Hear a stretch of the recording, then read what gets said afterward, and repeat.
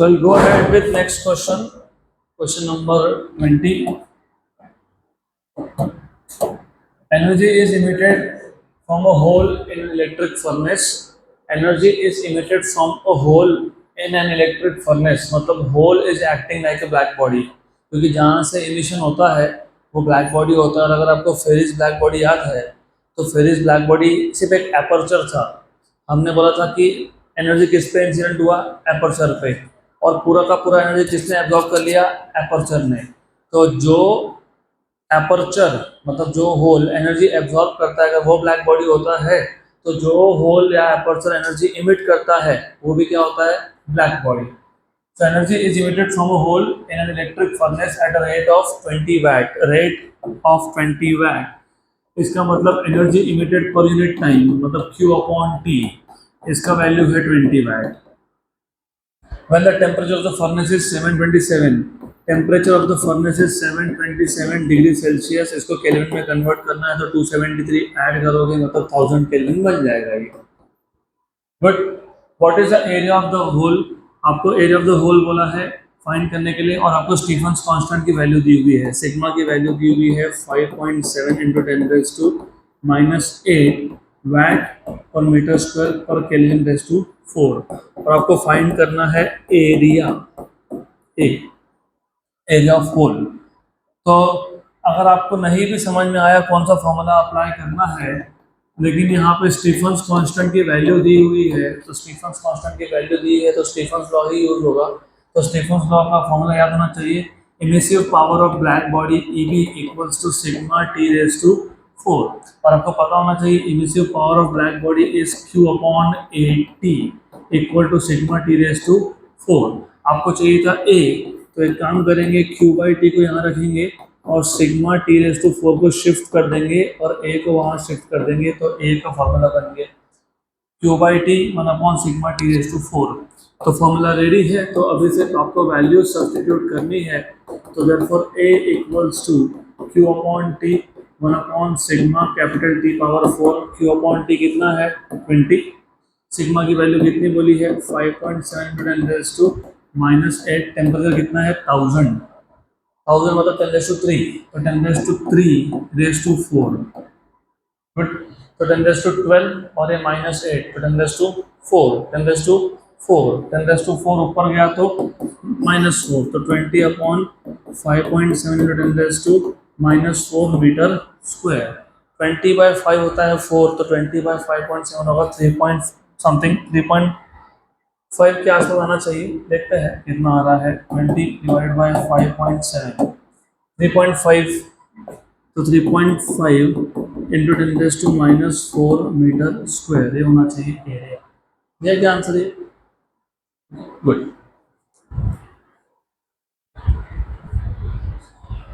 Next question,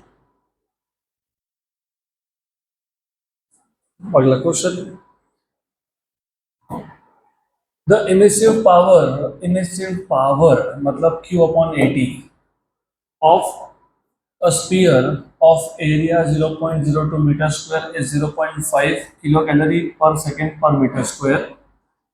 What is the amount of heat radiated by the spherical surface in 20 seconds? बहुत simple सा question है।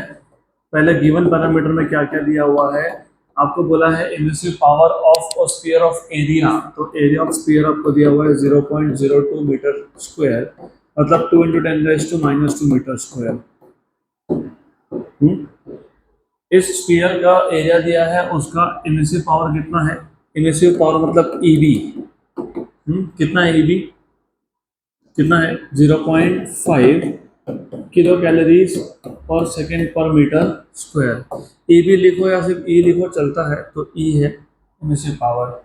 आपको पूछा है what is the amount of heat radiated, what is the amount of heat radiated मतलब Q की value कितने time में, 20 सेकेंड्स में। तो 20 सेकेंड में उस बॉडी के सरफेस से कितना हीट रेडिएट होगा मतलब Q वैल्यू पूछा है। तो सिंपल सा क्वेश्चन है, सॉल्यूशन भी इसका सिंपल है, फॉर्मूला भी बहुत सिंपल है। अगर आपको इमिसिव पावर का फॉर्मूला याद होगा तो what is emissive power Q upon AT, Q upon T. हमको क्या चाहिए, क्यू, तो क्यू क्या हो गया, ई ए टी,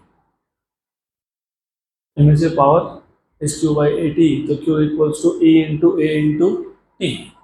तो solution is also very simple, तो Q equals to E, what is E, E देखो अभी पहले अच्छे से समझ लो, ये 0.5 है kilo calorie upon second into metre square, ऐसा है ना। और उसके बाद ए है, ए किस में है, ए मीटर स्क्वायर में, टाइम किस में है, सेकंड में, तो मीटर स्क्वायर सेकंड क्या हो जाएगा, कैंसर। तो आपका आंसर किस में आने वाला है, किलो कैलोरी, किस में आने वाला है, किलो कैलोरी। ओके, तो आंसर किलो कैलोरी में दिया है क्या, है ना, किलो कैलोरी में दिया है, तो कन्वर्ट करने की जरूरत नहीं। ई की वैल्यू 0.2, ए की वैल्यू 2 इंटू 10⁻⁻², और ये 20। ओके, तो 2 इंटू 0.5 इज 1, 20 इंटू 10⁻² इज 0.2, तो answer is 0.2 kilo calorie.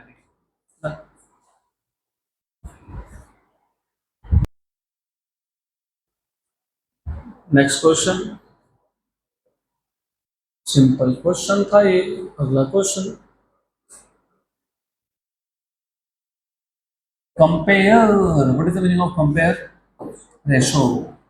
Compare the rates of emission of heat by a black body, black body बोल दिया मतलब स्टीफन्स लॉ लगाना पड़ेगा, maintain at 727 degree Celsius and at 227 degree Celsius. तो दो temperature दिए हैं, एक है 727, एक बार बोला है 227। If the black bodies are surrounded by an enclosure, enclosure भी ब्लैक है, कितना डिग्री टेम्परेचर है, 27।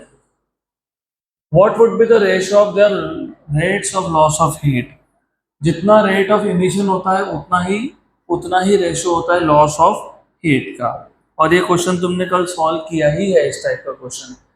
चलो मैं वापस बता देता हूँ। सबसे पहले ब्लैक बॉडी बोला था, तो ये हिंट नंबर 1 था कि न्यूटन्स लॉ ऑफ कूलिंग नहीं लगाना, वो ऑर्डिनरी बॉडी के लिए होता है। स्टीफन्स लॉ ऑफ रेडिएशन लगाना, क्योंकि वो ब्लैक बॉडी के लिए होता है।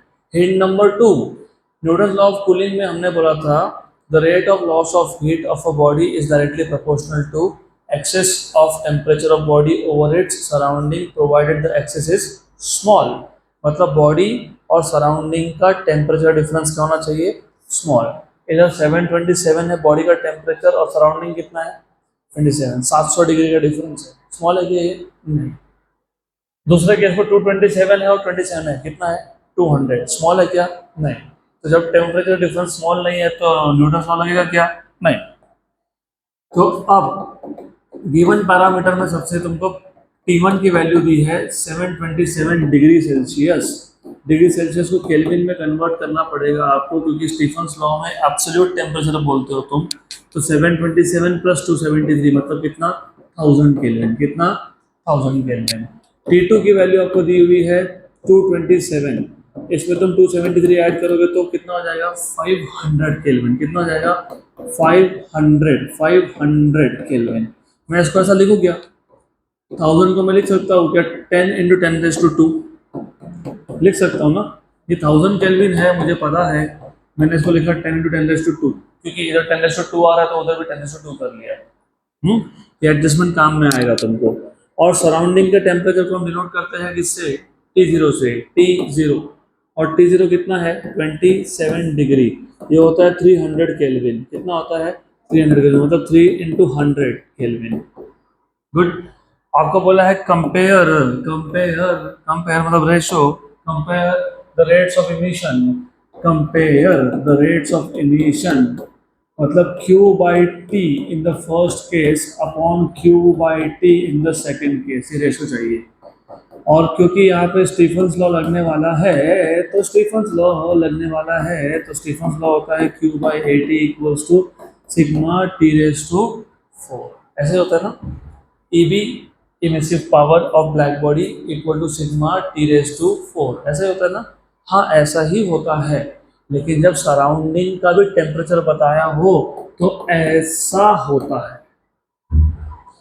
याद है क्या, black body kept in surrounding.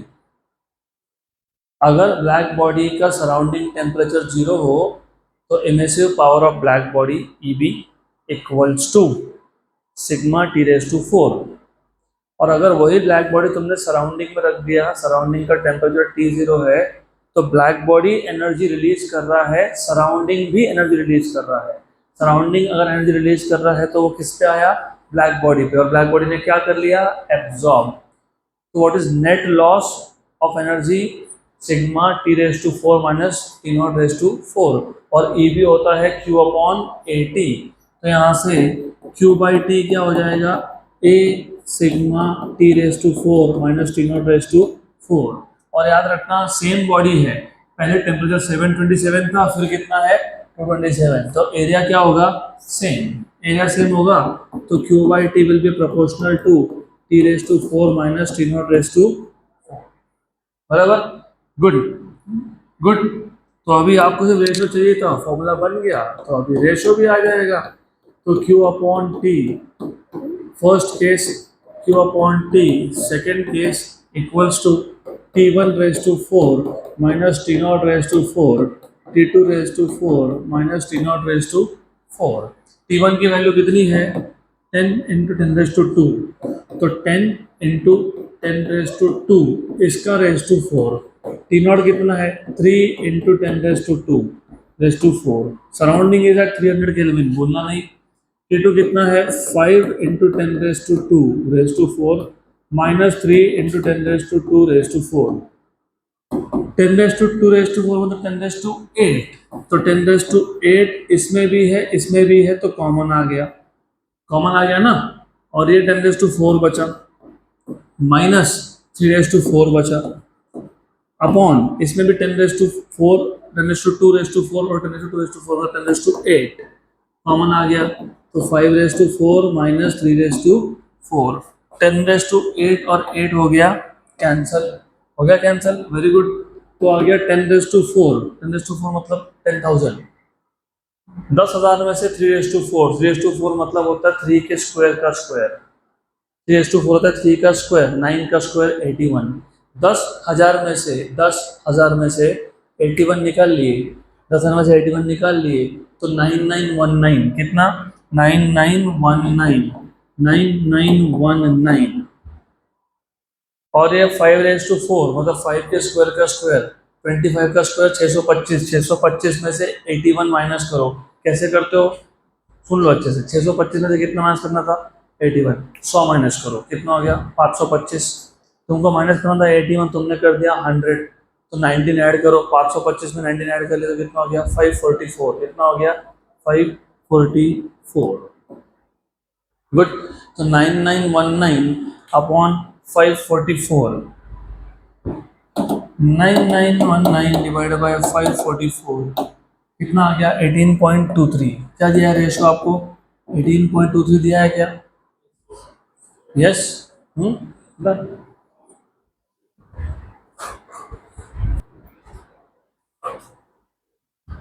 Next question,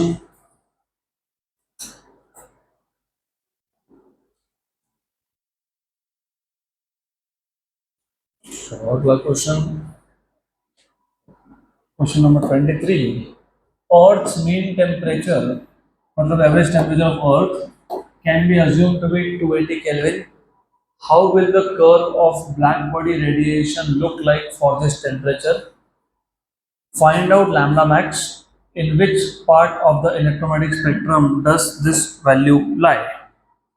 तो क्वेश्चन बहुत सिंपल है, सबसे पहले आपको बोला है अर्थ का मीन टेम्परेचर है 280 kelvin. How will the curve of black body radiation look like for this temperature, मतलब पहले बताओ graph of E lambda versus lambda. अगर आपको ब्लैक बॉडी रेडिएशन का स्पेक्ट्रम याद होगा तो हमने ग्राफ ड्रॉ किया था, हमने उसके प्रॉपर्टीज भी मेंशन किए थे। As lambda increases, intensity of radiation also increases. For a particular value of wavelength lambda max, the intensity of radiation is maximum. For further increase in wavelength, intensity of radiation decreases. तो बस आपको पूछा कि graph कैसा दिखेगा। By the way वो graph हमेशा same ही दिखता है जो हमने ऑलरेडी ड्रॉ किया था थ्योरी में। नंबर 2 आपको बोला है फाइंड आउट लैम्डा मैक्स, तो लैम्डा मैक्स फाइंड करो। Number 3 in which part of the electromagnetic spectrum does this value lie? तो लैम्ब्डा मैक्स की जो भी वैल्यू आएगी वो इलेक्ट्रोमैग्नेटिक स्पेक्ट्रम के कौन से रीजन में लाई करेगा? इलेक्ट्रोमैग्नेटिक स्पेक्ट्रम के अलग अलग पार्ट्स होते हैं, अगर आपको याद होगा. Starting from gamma radiation, then you have X radiation, then you have ultraviolet, then you have visible, then you have infrared, then you have microwave, and lastly you have radio waves. Good. कुछ नहीं है, formula तो simple ही है. Formula होगा Wien's displacement law का, lambda max equals to B by T. और आपको B की वैल्यू पता होनी चाहिए. अब इन्होंने मेंशन नहीं किया है कोई बात नहीं, लेकिन आपको बी की वैल्यू पता होनी ही चाहिए. याद है कि बी की वैल्यू 2.897 इंटू 10⁻³ मीटर केल्विन. मिली केल्विन नहीं है, वो मीटर केल्विन है. ओके, तो अब हम डायरेक्टली ये वैल्यू यूज करके क्वेश्चन सॉल्व कर लेंगे. 2.897 इंटू 10⁻³ अपॉन 280. वैसे बाय द वे 280 है, तो मैं इसको 2.80 इंटू 10⁻² लिख सकता था, just for a rough idea. 2.8 मतलब 1 और ये ऊपर गया 10⁻⁻5 हो गया. 10⁻⁻5 मीटर, 10⁻⁻5 मीटर. मैं सिर्फ एक अप्रोक्सीमेट बता रहा हूँ. 10⁻⁻5 मीटर, इसको मैं ऐसा लिख सकता हूँ 10⁻⁵, 10⁻+5. सिर्फ मैंने ये एडजस्ट कर लिया. क्या किया ये? एडजस्ट. क्या किया ये? एडजस्ट. क्यों किया ये एडजस्ट पता है? क्योंकि 10⁻⁻5 और -5 कितना हो गया? -10. और इस हाथ में कौन बचा? 10⁵. You know what is 10⁻10 metre called as angstrom. तो 10⁵ मतलब 1,00,000 एंगस्ट्रॉम है. कितना है? 1,00,000. 1,00,000 के ऊपर वैल्यू आई ना अगर वेवलेंथ की, तो वो माइक्रोवेव होता है. कौन होता है वो? माइक्रोवेव. तो आपको पता होना चाहिए 3000 के नीचे अल्ट्रावायलेट, 7000 के ऊपर इंफ्रारेड, 7000 से लगभग 1,00,000 एंगस्ट्रॉम तक वेवलेंथ हुआ तो वो इंफ्रारेड ही होता है. 1,00,000 के ऊपर गया तो वो माइक्रोवेव होता है. तो माइक्रोवेव आ जाएगा आपका. तो देखो सॉल्व करके देख लो, आपका 1,00,000 के थोड़ा सा ऊपर जाएगा. 2.897 डिवाइड बाई 2.8 कितना है? 1.03464. तो आ गया 1.03464 इंटू 10⁻⁻5. तो 1.03464 10⁻⁵ है ना, इसको मैं 10⁻5 और 10⁻⁻10 कर देता हूँ. सिर्फ मैंने 10⁻+5 -5 एडजस्ट किया, बाकी कुछ नहीं किया. ये 10⁻5 और इधर भी डेसिमल के बाद 5 नंबर, तो हटा दिया डेसिमल. 1.03464 और 10⁻⁻10 हो गया एंगस्ट्रॉम. तो क्या दिया है लैम्ब्डा मैक्स का वैल्यू? 1.0 इंटू 10⁻⁻5. मैंने सिर्फ एंगस्ट्रॉम में लिखा है. क्यों एंगस्ट्रॉम में लिखा? क्योंकि मैंने अभी बोला कि दिस लाइज इन माइक्रोवेव. ये पता होना चाहिए ना, this lies in microwave region of the spectrum. उसके बाद how does the curve of this temperature looks like. कोई भी टेम्परेचर हो, लैम्ब्डा और ई लैम्ब्डा का ग्राफ ऐसा ही दिखेगा. ब्लैक बॉडी रेडिएशन का कर्व ऐसा ही होता है, तो वैसा ही दिखेगा. सिर्फ तुम एक्स्ट्रा यहाँ पे ऐसा कर सकते हो, लैम्ब्डा मैक्स की वैल्यू मेंशन कर सकते हो. कितनी है वो? 1.03464 angstrom.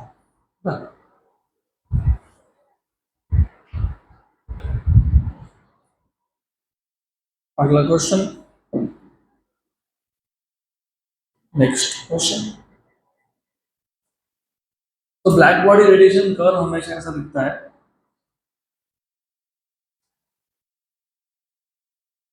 quick.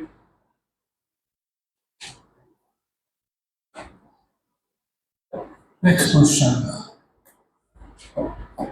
A small blackened solid copper sphere of radius 2.5 centimeter is placed in an evacuated chamber.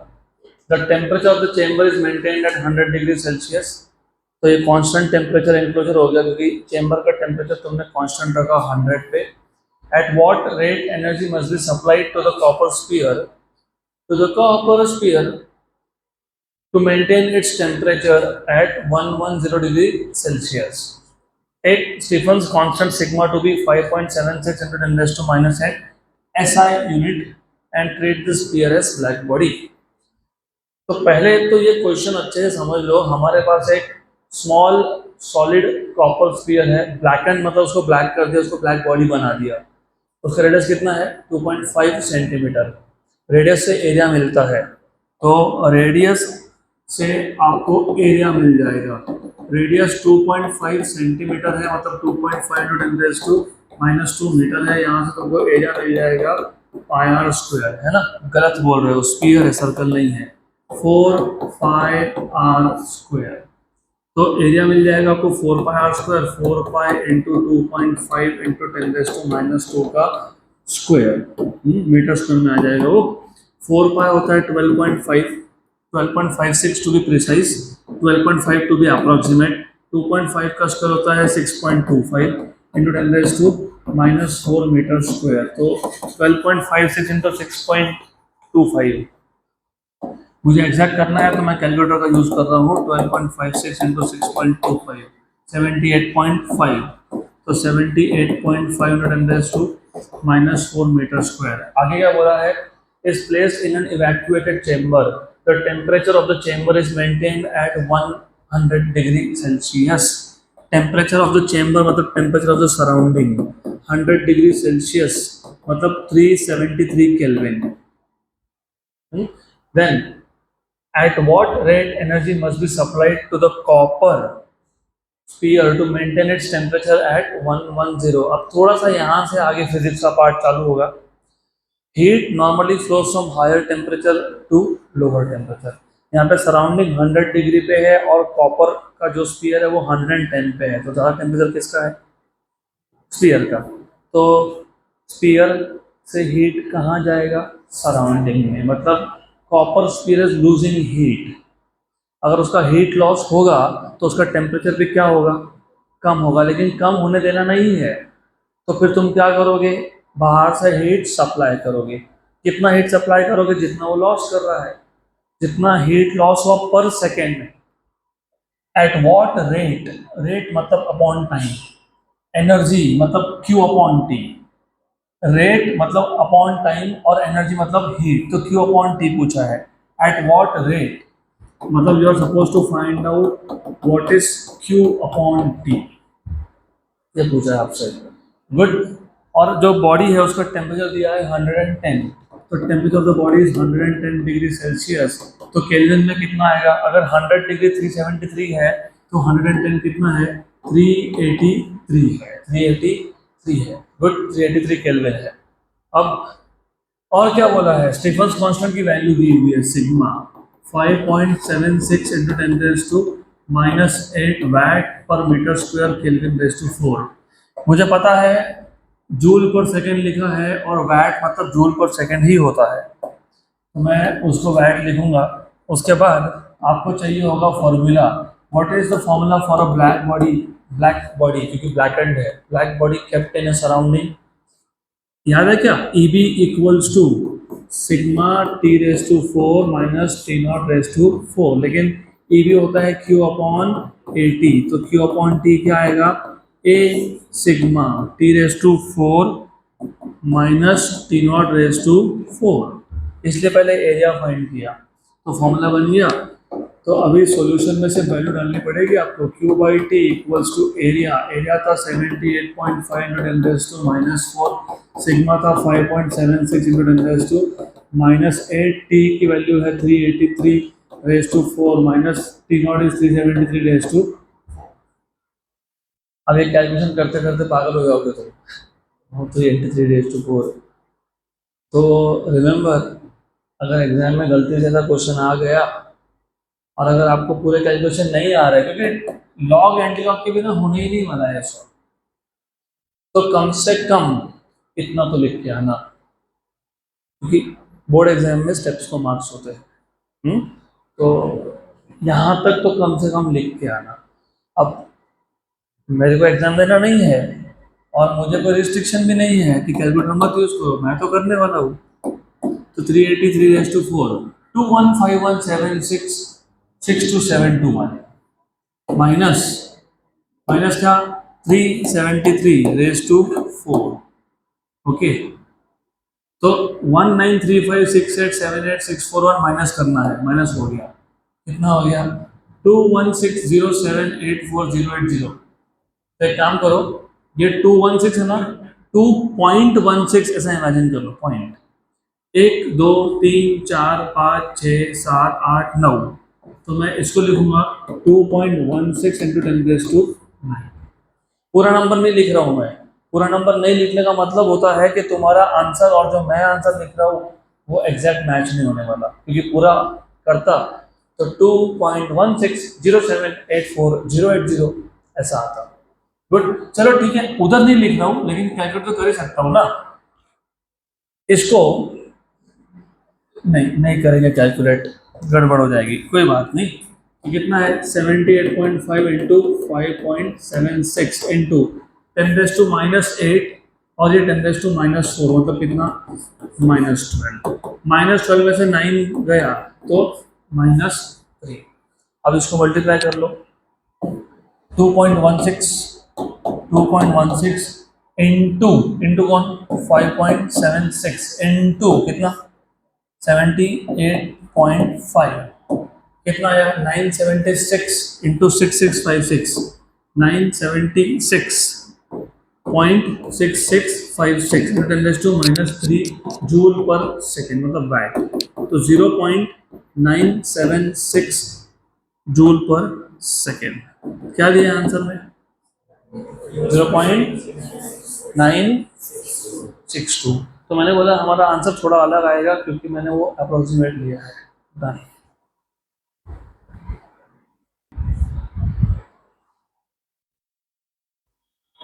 Next question and the last question of this chapter.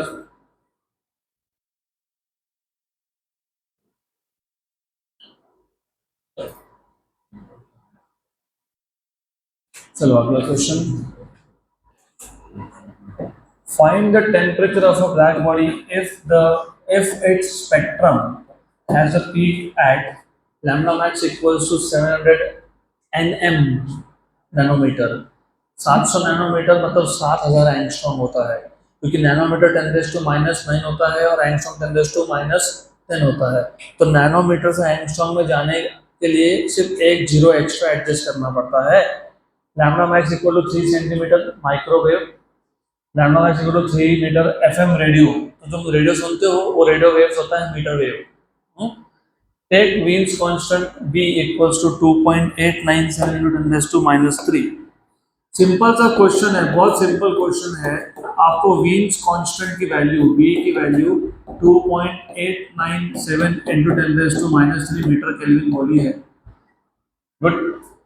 और आपको वेवलेंथ के पीक वेवलेंथ मतलब लैम्डा मैक्स की value 3 दिए हुए हैं। पहले case में लैम्डा मैक्स बोला है आपको 700 नैनोमीटर, 700 नैनोमीटर, नैनो मतलब 10⁻⁻9। तो एक काम करना 700 इंटू 10⁻⁻9 मतलब 7 इंटू 10⁻⁻7। दूसरे केस में आपको लैम्डा मैक्स की वैल्यू दी हुई है कितना 3 सेंटीमीटर, 3 सेंटीमीटर मतलब 3 इंटू 10⁻⁻2 मीटर। और तीसरे केस में तो आपको डायरेक्टली 3 मीटर ही बता दिया। तो तीसरे केस में आपको बोला है 3 मीटर का वेवलेंथ है, 3 मीटर का वेवलेंथ है। ओके, और तीनों केस में आपको बोला है find the temperature of black body. तो तीनों ही केस में आपको टेम्परेचर फाइंड करना है। You are suppose to find out temperature in 3 cases. Okay, तो समझ में आ ही गया होगा। वीन्स कांस्टेंट दिया है, टेम्परेचर पूछा है, लैम्डा मैक्स दिया है, तो वीन्स डिस्प्लेसमेंट लॉ ही आएगा। Lambda max equals to B by T, तो T equals to B upon lambda max. तो तीनों केसेस में सेम फॉर्मूला लगने वाला है, तो तीनों केसेस सॉल्व कर लेंगे। Number 1, temperature T in the first case is B by lambda max. B की वैल्यू कितनी है 2.897 इंटू 10⁻⁻3। लैम्डा मैक्स कितना है 7 इंटू 10⁻⁻7 पहले केस का। 10⁻³ ऊपर, नीचे 10⁻7, तो 10⁻4 बचेगा डिनोमिनेटर में, ऊपर जाकर 10⁻+, तो टोटल 10⁻+4 हो जाएगा। और ये आ गया आपका 2.897 डिवाइड बाय 7 कितना है 0.41385 0.41385 इंटू 10⁻⁴ तो 4138.5 केल्विन। तो पहले केस में टेम्परेचर आ गया 4138.5। क्या दिया आंसर 4138, उन्होंने राउंड ऑफ किया, ठीक है 4138। Number 2 T equals to B upon lambda max, same formula 2.89 और नीचे कितना था 3 इंटू 10⁻⁻²। अब मैं तुमको इसका आंसर रफली बता देता हूँ, अप्रोक्सीमेट। तुम्हारे पास तुमको लॉग बुक नहीं है, कैलकुलेटर नहीं है, फिर भी आंसर मिलता है 2.89 मतलब 2.9 अपॉन 3 0.9 समथिंग 0.9 समथिंग, और ये ऊपर जाके +2 होगा तो 0.9 इंटू 10⁻⁻1 मतलब 0.09 ऐसा आंसर आना चाहिए, है ना 0.09। तो 2.897 डिवाइडेड बाई 3 0.9655 0.9655 इंटू 10⁻⁻1 मतलब 0.09655 केल्विन। ये हो गया second case. And last case और सेकंड केस लगभग सेम है, क्योंकि यहाँ पे बी अपॉन लैम्डा मैक्स करोगे, what is B value 2.897 into 10⁻⁻³ upon 3। अभी तो किया ना ये नंबर, ये वही तो नंबर है 0.9655 into 10⁻⁻³ kelvin. At the most ऐसा लिखा होगा 0.00096 केल्विन। बराबर ये, हाँ तो ठीक है ना, good. So that is the end of this chapter.